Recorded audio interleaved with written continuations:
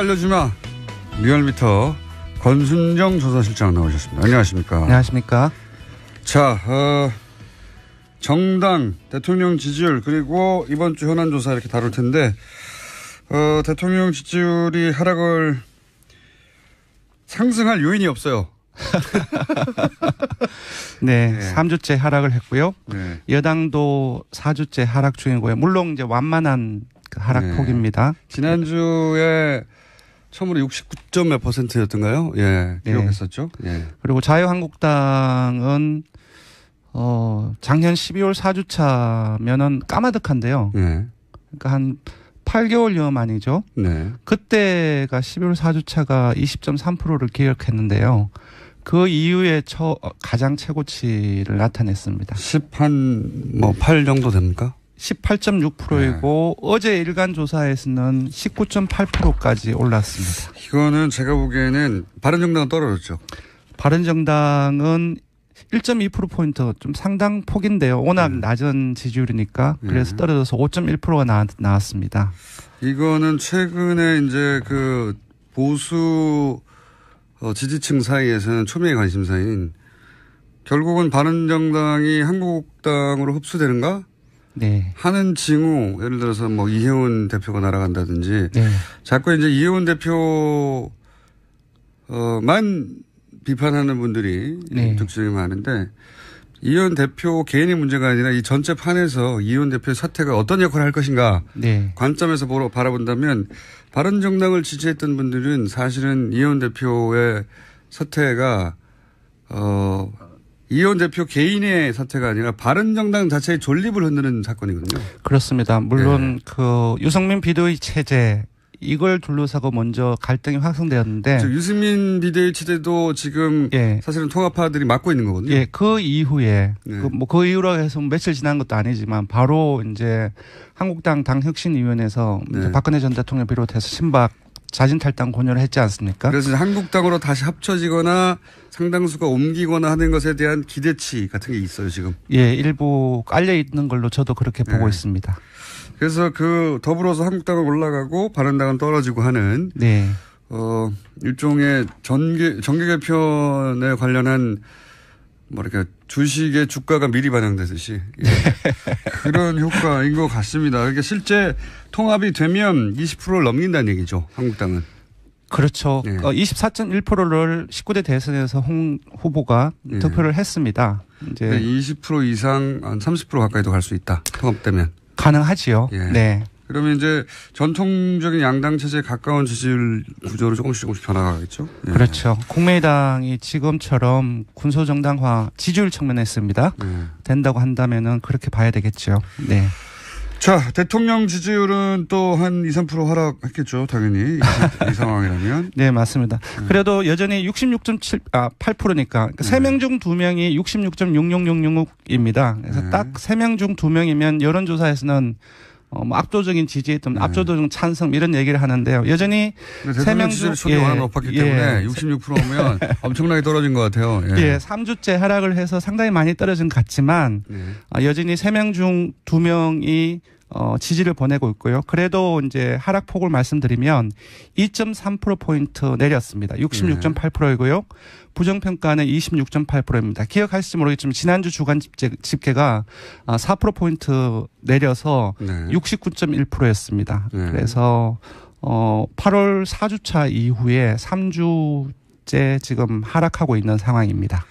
지금은 왜냐하면 보수층뿐만 아니라 지지 기반 중에 아주 핵심 코어는 아니지만 국민의당을 지지했었거나 혹은 무당층이거나 그렇습니다. 이런 층들이 빠져나가겠죠. 대립각들이 분명히 지고 있으니까. 세부 분석을 해봐도 이번 주에는 국민의당에서 상당히 많이 빠졌고요. 한 12%포인트 빠졌고요.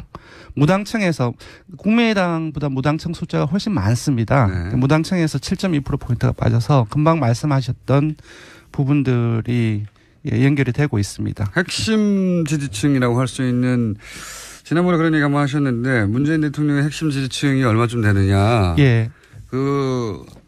리얼미터의 당시의 조사로는 대략 한 60% 가까이 된다. 정권 초기에 그 조사를 했죠. 끝까지 네. 지지할 거냐. 그러니까 지지의 지속성 기준으로 핵심 지지층을 나눴을 때 57.5%가 정권 초기에 나왔습니다. 고층은 어떻습니까?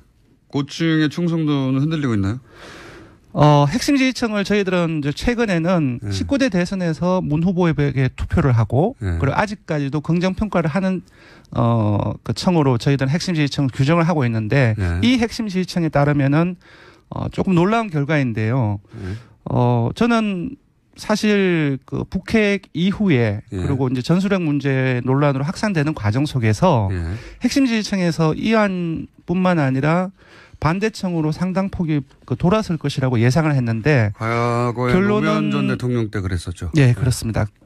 결론은 그렇지가 않습니다. 지금까지 19주차까지 조사한 동안에 한 평균이 94% 정도가 핵심 지지층에서 지지를 했었는데 떨어지긴 떨어졌지만 여전히 91.5%가 요번 조사에서 지지를 하고 있는데요.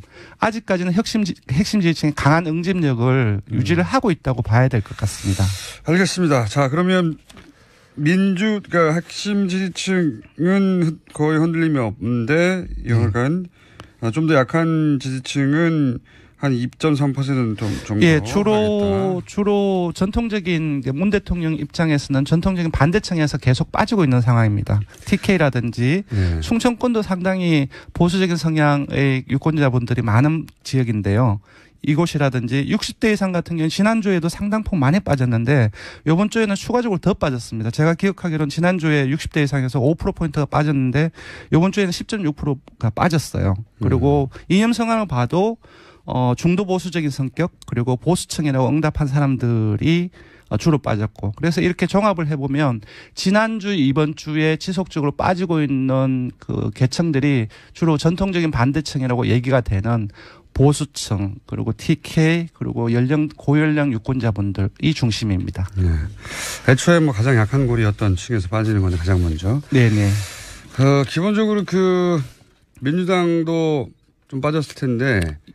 민주당은 제가 보기에는 생각보다는 적게 빠졌어요. 그러니까 왜냐하면 하락세가 한 4주째 이어지고 있기는 하지만 하락폭이 주간마다 조금씩입니다. 0.5%포인트, 0.5%포인트. 예, 그래서. 이번에도 0. 몇 프로 빠졌네요. 예, 그래서 지난주에 49. 몇 프로였는데요. 잘 기억은 안 나는데 이번 주에 49.1%가 나와서 소폭 빠졌습니다. 반면 한국당이 많이 올랐습니다. 아까 말씀드렸던 것처럼. 예, 아까 말씀드린 한 8개월여 만에 가장 높은 지지도를 보이고 있고, 지지율을 보이고 있고요. 아무래도 제가 보기엔 정술 핵무기 재배치 이 부분들을 확산시켜 나가고 있는데요. 이 부분들이 연골고리가 돼서 일정 부분 지지층을 끌고 있지 않는가라는 생각입니다. 그리고 사실 민주당에서는 호재가 아무것도 없어요. 예를 들어 박성진 장관 후보자 그렇습니다. 관련해서도 그렇고. 예. 김희수 임명동의안 현재상 부결되는 것도 민주당한테는 악재거든요. 어쨌든. 맞습니다. 네. 박성진 장관 이 문제는 지난주에 북핵 여파로 인해서 잠재가 돼 있었는데 이번 주 인사청문회가 월요일에 있었죠. 그 이후에 다시 표본화되고 있습니다. 결국은 이제 지지율이라는 게 어떤 당시 분위기, 이미지 같은 거의 종합이기 때문에. 네네. 이런 것들이 이제 부정적인 요인들이 한꺼번에 나오는 거죠. 예. 맞습니다. 김희수 부결 부분도 국당 역풍 가능성 전망도 일부 있었지만 이 부분은 분명히 중도 보수층에서도 이탈 요인이거든요. 네. 그래서 국민의당도 좀 떨어지긴 했네요. 이제 국민의당은 0.1%포인트 떨어졌는데 횡보했다라고 봐야 될 것 같습니다. 5.6%입니다. 네. 국민의당 입장에서는 그게 승부수라고 생각했던 것 같은데 국민의당 바람대로 되지도 않았고 그렇습니다. 그렇다고 이제 국민의당 비토층이 더 크게 늘었다고 볼 수도 없고. 예. 네, 정말로 지난주에 강하게 현 정권에 대해서 이제 강하게 이제 반발을 했었는데요. 거기에 그 기준으로 보면은 이제 아무 일도 일어나지 않았다. 예, 그렇게 봐야 될 것 같습니다. 네. 네. 지지율로 보자면 안철수 대표가 성공했다고 생각하는 만큼의 지지율 변화는 없고 저는 조금 뜬금없는 생각인지 모르겠지만 이런 생각을 해봤어요. 그러니까 대표가 되자마자 안철수 대표님이 되자마자 현 정권의 중요한 부분들을 뜻을 같이 하면서 강하게 지지를 보냈으면 저거 보고는 지지를 많이 올랐습니다. 예, 지지를 보냈으면 기존의 이제 대선 과정 속에서 여러 가지 이제 부정적인 이미지를 탈각시켜 나가고 그것들 좀 장기적으로 그렇게 이어 나간다고 한다면은 분명히 새로운 지지층들을 저는 묶지 않을까 안철수 대표의 전략을 누가 짜주는지는 모르겠는데 납득이 안 가는 면이 있어요. 그래서 어떤 느낌이 되면 저분은 아직 대선이 안 끝났구나. 그러니까 대선을 혼자 치르고 있어요 아직도. 안철수 대표나 국민의당이 가지고 있는 명분이 있겠지요. 근데 그 명분과 뜻을 실현하려면은 정권을 잡아야 되니까 그런 측면에서 본다고 한다면은 오히려 강하게 지지를 보내고 했으면 어땠을까라는 생각을 해봅니다. 근데 그럴 가능성은 제로인 것 같군요. 지금 벌어진 상황에서. 그래서 저도 좀 뜬금없는 생각을 했습니다. 자, 현안 조사. 저희가 하나밖에 없는 게 아니라 현안 조사를 해야 되기 때문에 급하게 정리를 해보시죠. 지난주에 핵무기를 독자 개발하거나 전술 핵무기를 다시 재배치하는 것에 대해서 어떻게 생각하는지 국민 인식을 조사해 봤습니다. 그랬더니 찬반 여부로 묻고 보면은 찬성을 한다라는 응답이 53.5%가 나왔고 반대가 35.1% 나왔고 핵 보유하고 비슷하네요, 거의. 그렇습니다. 전술 핵 전략 핵 독자 개발 구분하지 않고 이 정도로. 그 찬성이 절반 이상을 넘어섰고요. 근데 찬성 여부와 별개로 실현 가능한지 여부도 같이 저희들이 물었더니. 조사를 했는데 실현 가능도 49.7%로 나왔고요. 불가능하다라고 응답이 38.9%가 나왔습니다. 그러니까 둘 다 절반에 근접하거나 절반은 넘는 다수가 찬성 또는 실현 가능하다라는 응답을 했습니다. 이 공포는 기본적으로 합리와 이성으로 해결할 수 없는 영역이라 핵은 공포잖아요. 그래서 이런 정서적 반응은 당연한 것 같고요. 기본적으로 저는. 그래서 저쪽도 핵이니까 우리도 핵밖에 없지 않느냐. 그렇죠. 아주 간단한 논리죠. 이거가 그게 아니라는 걸 설득하고 설명하는 건 대단히 지난한 작업이거든요. 그렇죠. 그 과정이 어렵죠. 실은 가능성이 상당히 어렵다. 그 부분들을 이해시키고 설득하는 과정들이 사실 여러 가지 선동적인 요소가 상당히 많기 때문에 우리나라 보수 정당이 먹고 살아왔던 역사가 바로 이겁니다. 이 공포에 기반해서 공포만 조금만 자극하면 항상 자신한테 유리하게 국민이 전개됐고 그 공포에 올라타서 계속 먹고 살았죠. 지금 보수 매체나 포탈이나 혹은 종편들이 내내 북핵만 얘기하는 이유도 그런 이유죠. 그런데 이제 정부가 이럴 수는 없는 거거든요. 그렇죠. 정부는 합리와 이성으로 상대해야 되기 때문에. 정부는 전체 경제 상황도 봐야 되고 동북아 군사 역학 관계도 봐야 되고. 자, 근데 그건 어려운 얘기고 쉬운 얘기는 핵이 쓰고 우리 핵을 가져야지. 이거 훨씬 쉽잖아요. 그렇죠. 이거를 현 정부가 어떻게 대처할지 그리고 자유한국당은 이걸 얼마나 이용할지. 그런 관점에서 앞으로 정보를 볼 수 있습니다. 자, 조사계 말씀하시고 마치죠. 이번 대통령 정당 조사는 TBS 의뢰로 전국 19세 이상 성인을 대상으로 9월 11일부터 13일 사흘 동안 전화면접 자동응답 혼용 방식으로 실시했고 최종 응답자는 1,527명입니다. 표본 오차는 95% 신뢰 수준 플러스 마이너스 2.5%포인트, 응답률은 3.9%였습니다. 지금까지 리얼미터 권순정 조사분석 실장이었습니다. 이제 전통적인 양당 체제에 가까운 지지율 구조로 조금씩 변화가겠죠. 그렇죠. 국민의당이 지금처럼 군소정당화 지지율 측면에 있습니다. 된다고 한다면은 그렇게 봐야 되겠죠. 자, 대통령 지지율은 또 한 2, 3% 하락했겠죠. 당연히 이 상황이라면. 맞습니다. 그래도 여전히 8%니까 3명 중 2명이 66.66666입니다. 그래서 딱 3명 중 2명이면 여론조사에서는 압도적인 지지 또는 압도적인 찬성 이런 얘기를 하는데요. 여전히 3명 중 지지율이 워낙 높았기 때문에 66%면 엄청나게 떨어진 것 같아요. 3주째 하락을 해서 상당히 많이 떨어진 것 같지만 여전히 3명 중 2명이 지지를 보내고 있고요. 그래도 이제 하락폭을 말씀드리면 2.3%포인트 내렸습니다. 66.8%이고요. 부정평가는 26.8%입니다. 기억하실지 모르겠지만 지난주 주간 집계가 4%포인트 내려서 68%까지 올랐습니다. 이거는 제가 보기에는 바른정당은 떨어졌죠. 바른정당은 1.2%포인트 좀 상당 폭인데요. 워낙 낮은 지지율이니까 그래서 떨어져서 5.1%가 나왔습니다.